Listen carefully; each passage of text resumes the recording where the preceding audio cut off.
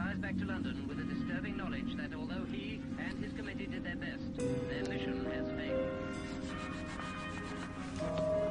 Interviewed at the airport, Mr. Menzies tells how the 18-nation plan was explained in great detail to President Nasser, so that he should be left in no doubt as to its implications.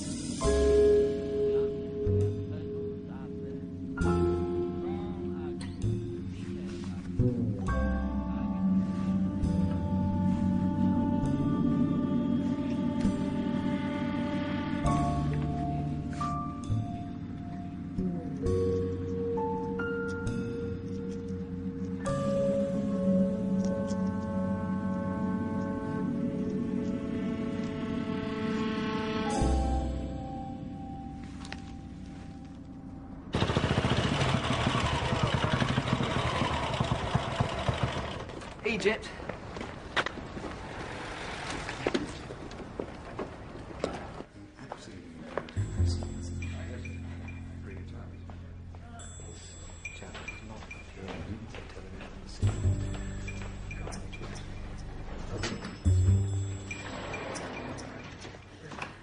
Clarence, I would have told you. McCain already has. There are spies everywhere. Nabil Hafiz is a coup, you know it. A man who will be a mouthpiece for Nasser. An Arab nationalist who Eden sees as a Soviet puppet. How can we be impartial if we only tell one side of the story? That is why I am about to tell them that I leave it to the discretion of my producers to decide.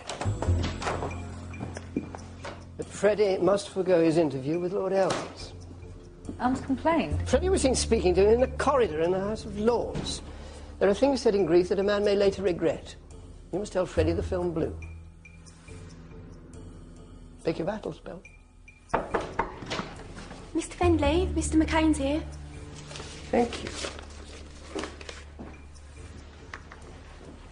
When did you first become aware of President Nasser's intentions to seize the canal? Yeah, don't work so hard. Go again. You be Mr. Hafiz and I'll be you. Westminster is concerned. I wanted to illuminate the situation for you. Thank you. I insisted that it wasn't just anyone coming down to talk to you. And I realise, of course, that this is all, very new for you. But you cannot go ahead with this interview tonight. But I can, Mr. McCain. One must be aware that politicians are very devious. The Arab world has a rich literary tradition. Now, this is a very dangerous mix. A politician who understands the power of a good narrative could hardly be called impartial. And that is why we intend to interrogate him. You joined Nasser on a recent trip to Moscow. Would you care to comment? See, now is when you build. Well... I'm sorry, Mr. Hafiz, I didn't catch that. Was it in order to discuss the arms deal? The arms deal was with Czechoslovakia. The arms were Soviet, Mr. Hafiz. How long have you been planning to seize the Suez Canal? Would he know that? Of course. Now you. I would very much like to help you, Miss Rowley. Now, there are many powerful people who will be very unhappy if you allow Mr. Hafiz onto your programme this evening. I really feel it is my duty to protect you. I don't need your protection. Perhaps if the programme was scripted and we saw a transcript prior to broadcast. Then it could hardly be called a live interview. If you proceed with this reckless behaviour, I cannot guarantee what our response in government will be, quite frankly.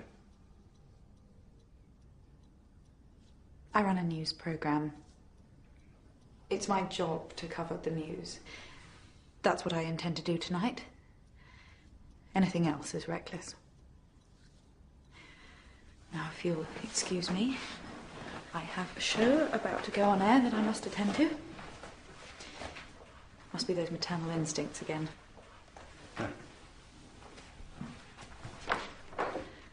Arabus tenere lupum?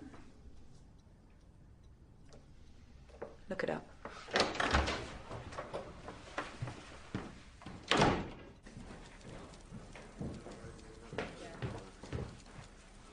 Sorry. This is me, Dad. He's just testing the line. All the engineers were tired in putting more lines in the sports desk upstairs.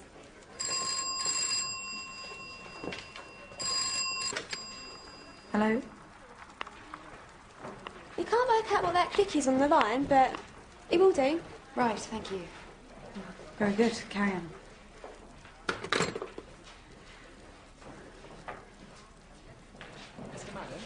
We shall march forward to political and economic independence. All right, will you be much longer with that, Mr. Kish? Not much longer. If we look back, we do so only to demolish the relics of oppression, servility, exploitation and domination. Yes. We look back at The only Englishman I know who can switch from the classical Arabic to the Egyptian vernacular without batting an eyelid. 30 minutes, ladies and gentlemen. 30 minutes. Sissy, I'm ready. Ready? Your Elm's film blew. There was a problem with the sound. And Mr. Nelson said he could clean it up. I'm sorry. You're doing that funny thing with your eyes again. Belle. Everyone needs to get to the studio. We're live in 30 minutes.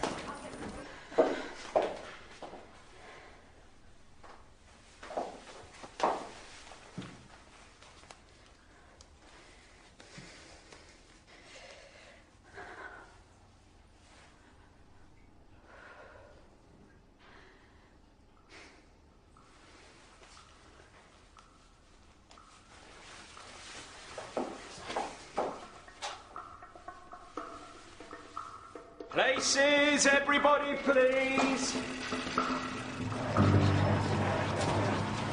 You set? Yep. Watch the smile. Makes you look like Crippen. Is he a good-looking bastard, too? Mr. Hafiz, thank you. This way, please.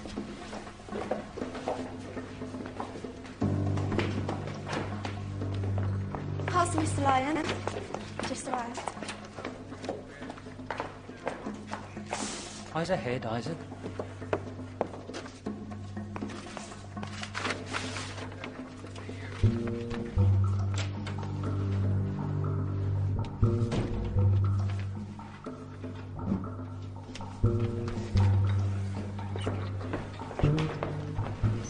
It's fine. Copy there.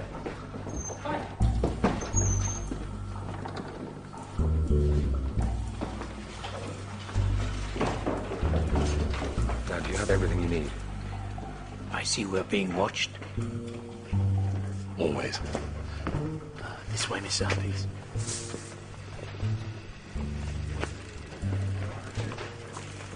It's just you, talking to that boy, sitting in his father's study.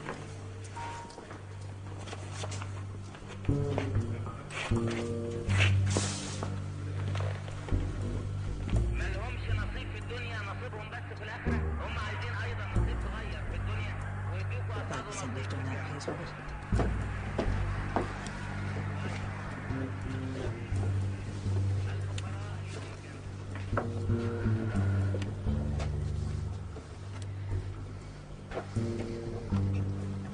Stand by studio.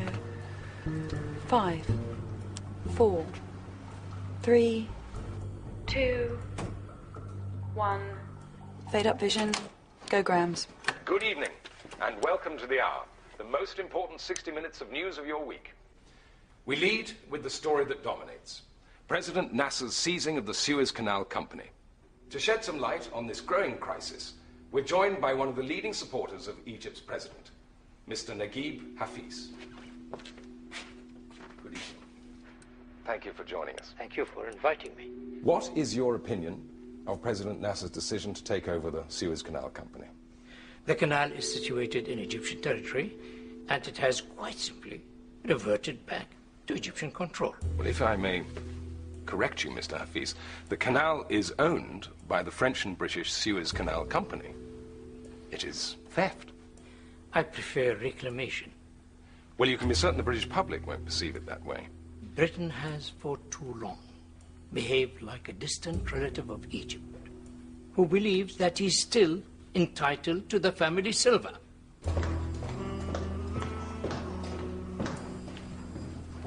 You up? Till we meet again? Yes. Your country has been sold a fiction by an impotent prime minister, surrounded by all his cronies, and by a corrupt and deceitful government.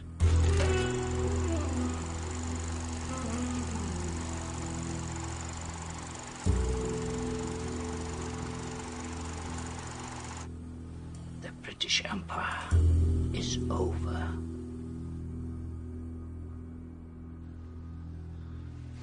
So, you are accusing Prime Minister Eden of weakness, worse, of lying.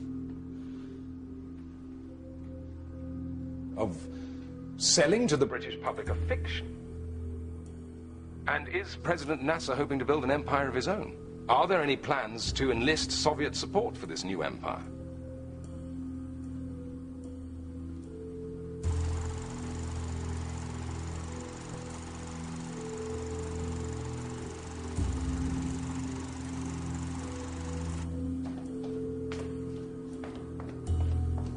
Is President Nasser declaring war on the British Empire? Mr. Hafiz? The country is waiting, Mr. Hafiz. I must press you.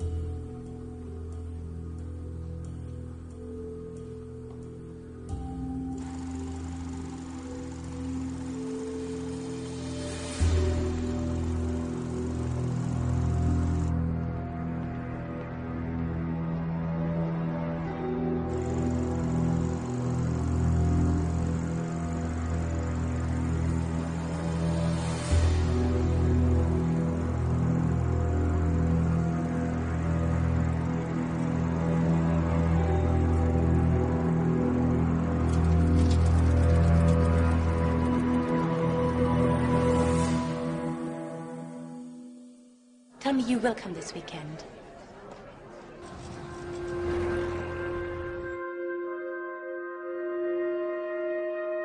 I know you think you're onto something with Ruth Elms. I am. Obvious as hell he wasn't in love with her. Mr. Kish, no one told me to expect you in. Didn't they? What do I do? Just watch him? You don't know what you've got yourself into. And now you know too much.